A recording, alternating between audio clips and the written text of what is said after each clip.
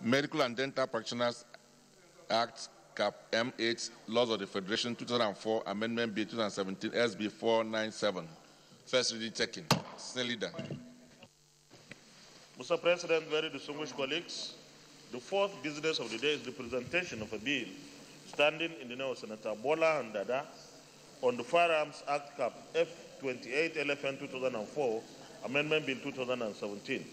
Mr. President, we wish to invite the Clerk of Senate to read the short title of the bill. Clerk of Senate. Mr. President, distinguished senators, Firearms Act, Cap F28 LFN 2004, Amendment Bill 2017, SB 489, first reading. Dear colleagues, Firearms Act, Cap F28, Laws of the Federation 2004, Amendment Bill 2017, SB 489, first reading taken. Senior Leader. Mr. President, very distinguished colleagues, the fifth business of the day is the presentation of a House bill standing in my name on the Nigeria Automotive Industry Development Plan, Fiscal Incentives, Assurances and Guarantees, Bill 2017. Mr. President, we wish to Senate. Mr. President, distinguished senators, Nigeria Automotive Industry Development Plan, Fiscal Incentive Assurance and Guarantee Bill 2017, HB 896, first reading. Dear colleagues, Nigerian Automotive Industry Development Plan, Fiscal Incentive Assurances and Guarantee Bill 2017, HB 896, first reading taken. Senior Leader. Mr. President, very distinguished and respected colleagues, the first order of the day is a motion standing in my name and 106 senators on the need for national unity and peaceful coexistence in Nigeria. Mr. President, with your permission, I wish to move the motion. Go ahead.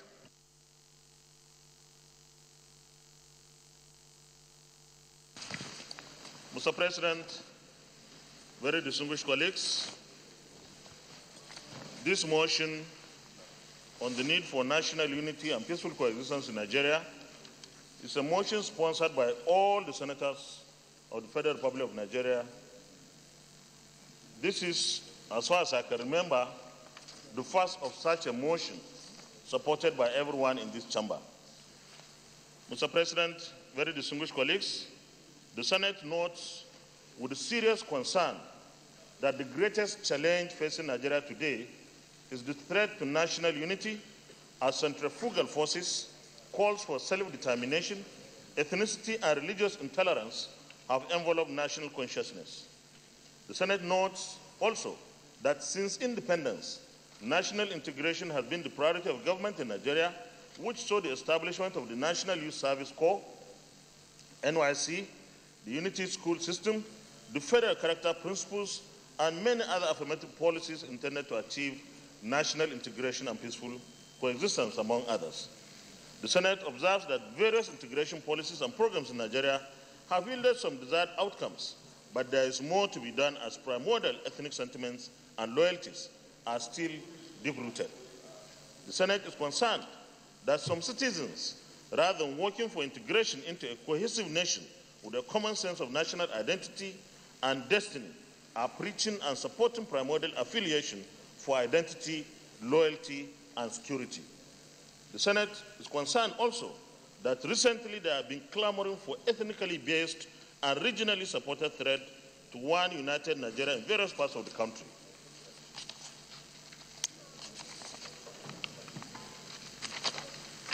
The Senate also observed that Nigeria's efforts at achieving national integration and unity have remained largely challenged, with the entire social matrix characterized by intercommunity and intra-community, inter-ethnic and intra-ethnic, inter-religious and intra-religious tribes.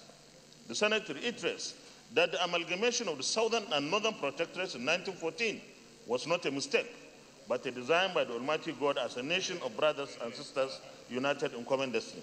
The Senate acknowledges that Nigeria, as is currently constituted, is the envy of so many nations across the globe. The Senate commends the spirit of patriotism and nationalism exhibited by Nigerians in support of our journey to nationhood. Accordingly, the Senate resolves to 1. Convey the commitment of the 135 million Nigerians who voted us into office that we live together in unity and harmony as one indivisible, indissoluble sovereign nation under God. 2. Urge all Nigerians to desist from actions and utterances that nation. 3. Urge distinguished senators to intensify their representative role by embarking on sensitization campaign in their various constituencies to highlight the importance of harmonious and peaceful coexistence. And 4, urge the federal government to direct the Ministry of Information and National Orientation and other relevant agencies to intensify enlightenment and advocacy of loyalty to the nation. Mr. President, distinguished colleagues, I believe that leadership in Nigeria is on test. Leadership at all levels, from federal to state and to local governments, we have serious challenges and we must confront those challenges with determination and dedication and commitment and sincerity. I so move, Mr. President. All right, thank you, distinguished colleagues. This is a very important motion, and we're going to devote most of our time today in debating this issue. So I just want to appeal that if we exercise patience, everybody will have opportunity of speaking. And I also want to appeal too that if we also keep our contribution short, that will also give opportunity for more people to contribute. I just want to make this appeal. Senator Shein Sani. Mr. President, I stand as Comrade Senator Shein Sani.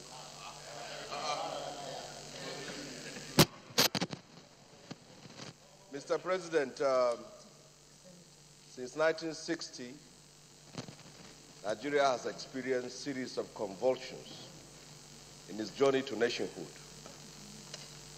It is not unusual in the history of a nation that in phases of its journey, it has been faced with this kind of crisis. It is not only Nigeria, but nations throughout the world have their own headaches and heartaches. In China, the problem is with Tibet. In Canada, the problem is with Quebec. In the United Kingdom, the problem is with Northern Ireland. And we are facing our own date with history. Mr. President, as we desire to have a single nation, it is very important that politicians from all sides of the divide and from all geopolitical zones recommit and rededicate themselves to the unity and collective peace and happiness of the Federal Republic of Nigeria. Mr. President, politicians from the Southeast, Southwest, and South-South must have the courage, the conviction, and the consistency to insist on one nation. Likewise, politicians from the North must have that courage, that conviction, and that consistency to insist that this is an indissoluble union. Mr. President, I must say this very clearly, that peace is the soul of a nation, and it is on it that any other thing and every other thing is founded. We must have, unreservedly, politicians from the Southeast must unreservedly, unambiguously, and unequivocally condemn the separatist agitations that is coming up there. Politicians from the North must unreservedly, unequivocally, and unambiguously condemn the anarchists and ultra-nationalists that are trying to set this country ablaze. It is only by taking a definite position, not sitting on the fence, and not playing the ostrich, covering our heads with sand, that issues like this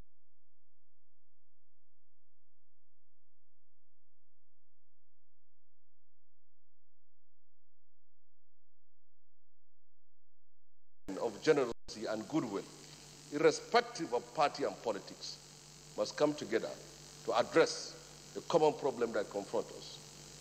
Mr. President, I will on the last note say, we need what is necessary to further strengthen our unity.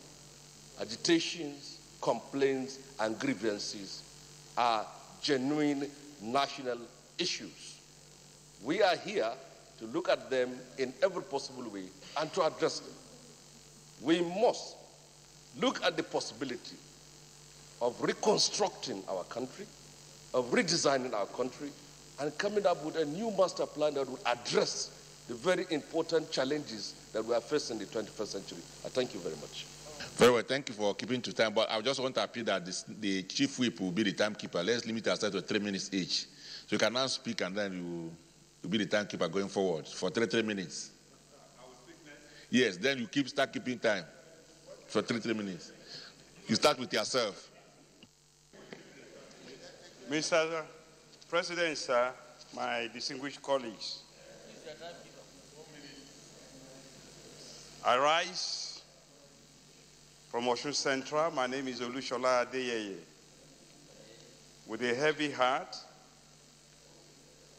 that our nation is at a junction where it is obvious that both the leadership and the citizenry at large in our republic have forgotten nothing